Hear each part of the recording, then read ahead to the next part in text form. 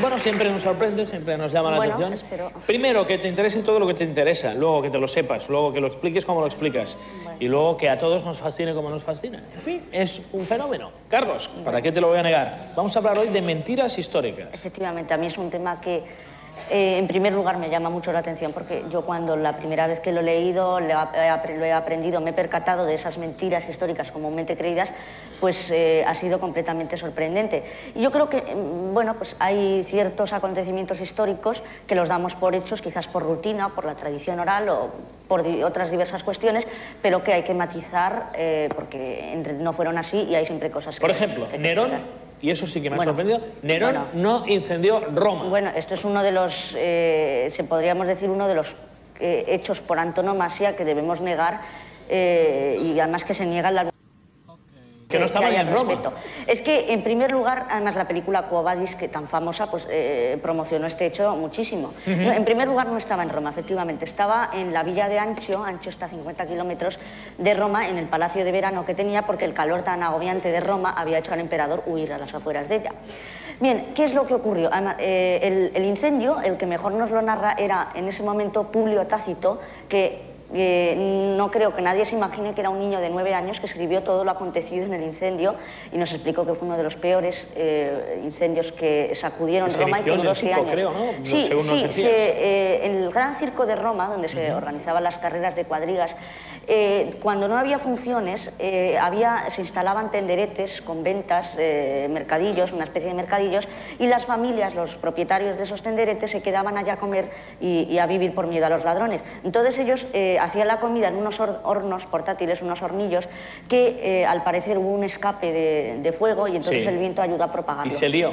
Y además Roma en ese momento era una de las ciudades más caóticas de todo el mundo. Es que nos decías que Nerón no solo no provocó el incendio, sino que acudió inmediatamente a Roma a dirigir la extinción. Nada más le informaron, el cónsul hizo la oportuna gestión y le informó en su palacio, acudió rápidamente a Roma, se instaló en un palacio que tenía como buen gobernante en el centro de Roma, sacó todas sus obras de arte del palacio para que se salvasen, creó hogares para los desvalidos y para los indigentes y para las gentes afectadas por el como mínimo, incendio. ¿Es cierta una mitad de la historia que culpó a los cristianos del incendio? No, eso tampoco. ¿Tampoco? Hay que matizar muchísimo. En efecto, hay bastantes cristianos que murieron durante la famosa persecución de Nerón, que no fue una persecución, todavía no se puede hablar de persecución. Lo que pasa es que cuando las redadas policiales, porque además Nerón mandó policías y bomberos a la ciudad para sofocar el fuego, porque era una ciudad tan mal organizada que tenía 1.350.000 habitantes, era la más grande del mundo en ese momento. Era una barbaridad. Pero en el centro eran calles sin planificar, no tenían algunas no tenían salida, eran calles cerradas, la gente vivía apelotonada, excepto los más adinerados. Perdona que te corte. ¿Cómo se forma la mentira? Bueno, ¿por qué se dice eso? Bueno, es que contra Nerón luego ya sabemos que hubo unas conspiraciones, Séneca, entre ellos el estoico Séneca participó en ellas, que había nacido en Hispalis, ¿no?, en Sevilla, y entonces atacaron mucho a Nerón, pero hasta ese momento Nerón había sido un emperador muy bien considerado, todos en los crucigramas incluso pone tirano romano Nerón, pues no era así, había sido un emperador muy bien considerado. Y sí es cierto que hubo este incendio y él trabajó lo mejor que pudo. Es más, todo ese, lo que se dice que él organizó el incendio para que le sirviese como inspiración para sus composiciones líricas, completamente falso. Él, cuando la ciudad ya estaba completamente calcinada, destruye todo el centro y crea avenidas y cortafuegos para que no vuelva a ocurrir lo mismo y la planifica. Han creado un mito de falso, falso, sí. Y otra cosa, lo de los leones. Los cristianos encima los echaron a los leones. Eso es otra de las mentiras más absurdas que se puede crear, porque las fieras, es cierto que en Roma se utilizaron. En primer lugar, no existía el Coliseo porque lo crea Vespasiano más tarde. Y además lo crea, Coliseo viene precisamente porque en las inmediaciones había una estatua, un coloso de Nerón enorme, y entonces dijeron Coloso Coliseo, pero era el teatro de Vespasiano, ¿no? Pues las fieras no se llevan hasta Roma durante el reinado de Trajano y Adriano, que eran dos emperadores españoles, más o menos en el siglo II, en el 120, y esto estoy hablando de julio del 64, o sea que es muchísimo antes. Y es cierto que hay cristianos, en ese momento en Roma vivirían unos 2000 cristianos. ¿Hay algún momento en el que se echan los cristianos a los leones? No. ¿O siempre ha sido un mito? No, quizás durante las persecuciones más posteriores, la última es la de Diocleciano, Adriano, etcétera, sí, puede ser. Es posible, pero como barbaridad. Es no, decir, sí, como barbaridad. Sí. O sea, no era un deporte habitual. No, porque además, espectáculo por eso, habitual. como he dicho, nace más o menos hacia el 120. Ya. Y lo que relativo a los cristianos, quizás fue que durante las redadas policiales, por sospecha, detuvieron a algunos cristianos, pero más que nada por negarse a cooperar. A San Pedro seguramente le detuvieron porque se negó a cooperar, porque él, claro, él no quería tener nada que ver en apagar un incendio que, por ejemplo, estaba consumiendo ídolos romanos, porque él no creía en ellos, ¿no? Entonces le detuvieron y le crucificaron porque la legislación romana decía que a todos los que no eran romanos, pero no que no viviesen en Italia o que no hubiesen nacido en Italia, sino que no tenían la ciudadanía romana, cuando se les condenase a muerte debían ser crucificados, la crucifixión. Los que tenían la ciudadanía romana, como por ejemplo San Pablo, no podían tener una muerte tan ignominiosa, entonces se les decapitaba, que era algo como más noble, ¿no? Hablando de esta cuestión, sí. Otra mentira. Bueno, ¿La guillotina? Efectivamente. Es más, yo, por ejemplo, he hecho la prueba y Lo de Guillotín, que fue el doctor Guillotín, eso sí que ha cuajado, digamos. Bueno, vas a un diccionario etimológico y buscas guillotina y describe máquina, etcétera, etcétera, etcétera, durante la Revolución Francesa, inventada por el doctor Guillotín. Bueno, pues es completamente falso. ¿Es falso? Sí. En primer lugar, este hombre, el doctor Guillotín, era un novicio jesuita que sale del ámbito religioso para dedicarse a la medicina. Y entonces, cuando estalla la Revolución Francesa, él es uno de los que apoya la pena de muerte. Hay otro diputado, como es Robespierre, que dice que la pena de muerte le dejaba al hombre sin posibilidad de expiación, le cerraba el camino a la virtud y mataba la dignidad humana. Él estaba en contra de la pena de muerte. Aún así se aprobó durante la Revolución Francesa y el doctor Guillotín informó al Parlamento de que había un invento, que era que era bastante rápido para las ejecuciones. Pero no lo había inventado él. No, además en ese momento se guillotinaba a cualquiera. Un hombre que robó una cartera en París le guillotinaron, ¿no? La inventó un hombre que se llamaba Antonio Luis, por eso al principio esta máquina se llamaba la Luisette, porque la inventó Antonio Luis, le inventó la cuchilla que le cortaba, etcétera. Pero este hombre la diseñó y luego se le encargó a un ingeniero de París, a un ingeniero francés que vivía en París, pero que la cobraba tan cara que se le remitió el encargo a un alemán residente en París que se llamaba Schmidt. Entonces él construyó la guillotina y además luego el doctor Guillotín vivió amargado toda su vida de pensar que su nombre había denominado a este artefacto tan tenebroso, ¿no? Bueno, no lo hubiese aconsejado. No. Óyeme, la boda de los Reyes Católicos, vas ahora y nos dices que no era válida. Bueno, son investigaciones muy serias, repito que todo esto está contrastado y documentado. Y en efecto, la famosa boda acaecida en Valladolid el 19 de octubre de 1469 no era válida porque no contaba con la necesaria dispensa pontificia. ¿Por qué necesitaba esa dispensa pontificia? Porque tenían un parentesco, es decir, sus abuelos, el abuelo de Isabel de Trastamara y de Fernando de Aragón, habían sido hermanos y eso corrían el riesgo de excomunión si se casaban. Entonces, ¿qué pasó? Que encargaron al cardenal Alfonso Carrillo, que él falsificó una bula, una especie de bula pontificia, todos se casaron, pero repito, con el riesgo de ser excomulgados.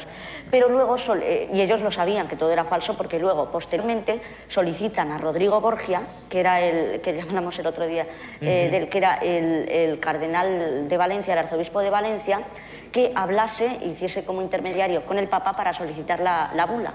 Entonces Rodrigo Borgia además era un hombre muy ambicioso y quería ganarse el ducado de Gandía. Entonces va allí y luego este hombre, Rodrigo Borgia, cuando se le nombra Papa Alejandro VI en 1492, lo primero que hace es darles el título a Isabel de Trastamara y a Fernando de Aragón de Reyes Católicos. Les da ese título. Y luego la unidad de España, que no se produce en 1492. No, pero eso es un hecho, es muy simple. Todo el mundo cree que cuando el 3 de enero de 1492 se conquista Boabdil, el rey de Granada, entrega las llaves a los reyes católicos, que ya se había unificado España. En primer lugar, las Islas Canarias, el proceso de conquista y de expulsión de sometimiento a los guanches, que eran los nativos que vivían allí, no se culmina hasta 1496. 4 años más tarde. Y además el reino de Navarra siguió siendo independiente hasta 1512. El reino de Navarra había sido el reino de la reconquista más importante antes de que se crease Castilla. Y además estaba muy vinculado a Francia. Felipe IV el Hermoso, que hablamos de él cuando traté el tema de los templarios, era Felipe IV de Francia, pero también Felipe I de Navarra. La capital era Pamplona, y entonces, ¿qué ocurre? Que en 1512 Fernando de Aragón, Isabel de Trastamara, la reina Isabel la Católica ya había muerto, Fernando de Aragón encarga al duque de Alba que invada el reino de Navarra y entra casi sin resistencia Pamplona, y luego ya se hace oficial la admisión del reino de Granada a la corona de Castilla. La en las Cortes esas de Burgos, sentadas de casi sin 1515. resistencia. Es decir, pues vaya Sí, sueño. sí, por ejemplo, Alejandro Magno, cuando se puede entra... complicar mucho, pero por lo que sea, a veces la casualidad. En la No, por historia ejemplo, es muy buena. Alejandro Igual Magno... otro día hubiese sido un fregado, pero no. No, Alejandro Magno, por ejemplo, decía cuando entra en Egipto, era además muy bien recibido porque expulsó a los persas, a los tiranos persas. Y en este caso tampoco hubo mucha resistencia, porque Navarra, al fin y al cabo, bueno, era un reino independiente, pero ya había perdido muchísimo de su potencial que tenía durante la Edad Media. Carlos, Guillermo Tell. Bueno, Guillermo Tell es una leyenda que además en Suiza las monedas aparece representado, pero que también... Pero durante años bueno, parece primero que vamos fue a dado contar por verídico. qué es la leyenda de Guillermo Tell, porque a lo mejor hay gente que no lo conoce bien. Esto era hacia el año 1300 más o menos, la aldea de Altfort, donde residía este individuo, estaba dominada por Austria. Austria dominaba todo Suiza. Y el tirano Gesell, que era, bueno, pues su tiranía era legendaria, había hecho para que todo el mundo se sometiese a Austria, había colocado un palo, una vara con un sombrero encima, y todas las personas que pasasen por la plaza tenían la obligación de arrodillarse, hacer una reverencia, ante la insignia, como acto de sometimiento a la corona austríaca. Entonces Guillermo Tell pasó por allí y no se arrodilló, dijo que se negaba. Entonces los guardias le capturaron y le llevaron ante el gobernador y le dijo, ¿por qué no te quieres arrodillar? Y dice, porque no, lo veo una tontería, ¿no? Entonces el gobernador lo que hace es que captura al hijo de Guillermo Tell, le lleva a un campo de tiro de arco y le pone una manzana en la cabeza al niño y le dice, bueno, a ver si, di que tu puntería es legendaria, a ver si puedes con tu flecha atravesar la manzana y no dar a tu hijo. Entonces da, y efectivamente atraviesa la manzana, pero a su hijo no le pasa nada. Y luego había sacado otra flecha del carcaj, y entonces le dice el gobernador, ¿y esa otra flecha para quién era? Y dice, era para matar al tirano. Entonces le encierra en la cárcel, luego Guillermo Tell logra huir y entonces Suiza se independiza. ¿Qué es lo que pasa aquí? Esto es una gran muestra del nacionalismo suizo, efectivamente, contra el dominio austríaco. Pero además se ha conjeturado, pero hay bastantes ¿Pero Guillermo Tell pruebas. existió o no? No se cree que No existió. existe. Es una deformación del nombre de Wilhelm Tell, que es otro héroe nórdico. Es decir, la leyenda de Guillermo Tell tiene orígenes nórdicos, porque Suiza estaba de cara a Escandinavia, a Alemania, a la zona norte. Y en las historias nórdicas, a diferencia de las mediterráneas y las griegas, siempre se cuenta la leyenda de un campesino rebelde y el tirano captura a su hijo como, bueno, pues como medio como rehén, ¿no? Y esa es la temática de todas las leyendas, bueno, las leyendas, las historias nórdicas, ¿no? O sea, que tiene muchísima influencia, nació prácticamente de eso. Lo que pasa que a Suiza, evidentemente, hay muchísimos intereses turísticos que lo obligan a mantenerlo, ¿no? Nunca, pues es una leyenda al fin y al cabo y... Carlos, otras mentiras históricas, hacemos un salto. Las carabelas parece que no eran 3. Bueno, a mí realmente tampoco voy a llegar al extremo de tachar de inculto a toda persona que diga que fueron 3 carabelas, porque a lo mejor hay gente que lo desconoce, pero a mí me parece una barbaridad que, por ejemplo, en periódicos y en otros medios de comunicación se dijeron conmemoración del 5º centenario de las 3 carabelas. Pues no, porque había 2 carabelas, la Pinta y la Niña, que estaban dirigidas por los hermanos Pinzón, pero luego había otra que era la Santa María, pero que no era una carabela, era una nao. Además, ¿Y era muy diferente? Sí, además, en primer lugar, una diferencia del lugar de donde estaban los astilleros. Las carabelas se solían construir en la costa sur, pero la Santa María se construyó en el Cantábrico, y al principio no se le llamaba Santa María, se le llamaba la Gallega, porque se construyó en la zona de Galicia. Entonces, bueno, pues Colón y además Colón en sus diarios habla de la nao capitana, y la nao capitana era la nao Santa María. Entonces él fue la nao Santa María cuando el 12 de octubre que era más pequeña la nao. construye, no, al revés, no, ¿Es más grande? Sí, tenía además más velas, tenía 5 velas, una era latina, y tenía muchísimas diferencias técnicas, castillo de proa, etcétera, que le diferenciaban de las carabelas. Colón llega a la isla de San Salvador, que es la primera que descubre el 12 de octubre de 1492, y como la nao Santa María había sufrido muchísimos destrozos, utiliza su madera para construir un fortín donde deja algunos soldados. La expedición la integraban 100 hombres y se quedan unos cuantos soldados que tienen bastantes altercados con los nativos, y luego él vuelve en otra de las carabelas, ¿no? Y realmente pues ha habido muchísima, además ha habido también errores históricos precisamente sobre las otras dos carabelas, porque por una traducción incorrecta del latín se creyó que las dos carabelas estaban descubiertas, lo que daba una heroicidad al hito. Bueno, pues claro, ir con una carabela descubierta era algo totalmente heroico. Descubierta es un... Claro, pues contra las inclemencias, efectivamente. Pero entonces era una palabra mal traducida y realmente estaba cubierta, o sea que tampoco... Lo que sí es que es el hito de que Colón pues, creyó y descubrió lo que llamó las Indias, ¿no? O sea, eso sí es completamente verídico. De todas formas, parece que ese error o ese cambio tardó en ser reconocido oficialmente. Bueno, ya desde 1892, con el cuarto centenario de la conmemoración del descubrimiento de América, ya hubo bastantes intelectuales y eruditos que avisaron y percataron de ello, que no era una carabela, que no una nao. Pero hay gente, bueno, pues que no la ha querido reconocer porque creen que el orgullo hispánico es más si decimos que fueron 3 carabelas, pero yo lo veo completamente absurdo. La gente tiene que estar concienciada, y hay muchísimas. Yo, por ejemplo, en La Rábida, en el monasterio de La Rábida en Huelva, cuando vas allí te explican pues la nao Santa María, ¿no? Nadie, el sacerdote que te lo explica, el religioso nunca cometería el error de decirte la carabela Santa María. Por favor, sería un error imperdonable. Estamos hablando de errores y mentiras históricas, como por ejemplo que Livingstone, el célebre Livingstone que nosotros conocemos tan bien, ¿no?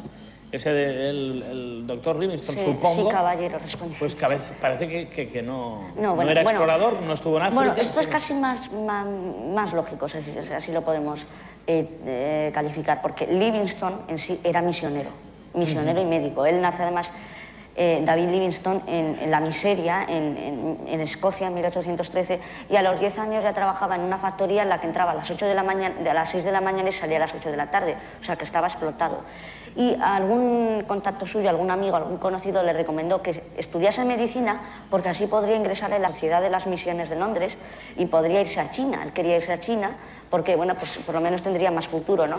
Entonces él estudia medicina y solicita la destinación a China, pero como en esos momentos, entre 1840 y 1842, estaba desarrollando la famosa guerra del opio entre Gran Bretaña y China, pues no podía haber, por problemas diplomáticos ingleses, británicos en la zona, ¿no? Entonces él se marcha a Sudáfrica a una pequeña misión, a una misión que había en Sudáfrica. Allí se instala, pero queda completamente desilusionado, y entonces se adentra mucho más hacia el norte, ¿no? Porque acaba en África rebotado, efectivamente. Sí, bueno, llega a Ciudad Luego del Cabo. era misionero y no explorador. Se la acababan de conquistar los británicos. O sea, que las películas de Tarzán también nos lían un poco. Bueno, muchísimo, sí. La acababan de conquistar los británicos a los holandeses, a los famosos Boers, que se habían adentrado más hacia el norte, a las regiones mineras. Entonces Livingstone deja esa pequeña aldea Kurumán, porque le desilusionó totalmente, y se marcha más hacia el interior de África y funda una aldea, funda una misión, pequeña misión, y solo logra convertir a una persona, a una única persona, ¿Solo? Que era el jefe de la tribu, sí. ¿En todo ese tiempo? Efectivamente, sí. Solo logra convertir a una sola persona que bueno, pues consigue que abandone la poligamia. Lo que pasa que al cabo de unos meses el jefe indígena vuelve a la poligamia por razones de prestigio, porque el no tener varias mujeres en las tribus africanas significaba un desprestigio total. Entonces vuelve y bueno, pues esa conversión, en fin, el jefe se bautiza, pero es muy relativa. Entonces él vuelve a la aldea de Kurumán y se casa con la hija del jefe de la misión, que era de aspecto europeo, pero había nacido en África. Se casa con ella, luego manda a su familia a Inglaterra, se va, interna mucho, 1600 kilómetros recorre haciendo mapas y anotaciones. Es más, hay un caso, un suceso que un león es atacado por un león que le da un zarpazo en el hombro, y entonces ese hombro, el hombro izquierdo creo que fue, le queda ya invalidado para toda la vida. Le salvó un nativo de ese altercado, y luego ya recorre toda África. Es aclamado por la Royal Society de Londres como un héroe, y la Sociedad Geográfica de París, porque había hecho un hito increíble, ¿no? Pero él no quería volver a Europa, se sentía en África muy a gusto, y entonces se le da por perdido, se pierde como en la selva. Entonces un periodista del New York Herald, que es Stanley, bueno, pues creía que sería una gran primicia que en su periódico saliese que se ha encontrado al doctor Livingstone.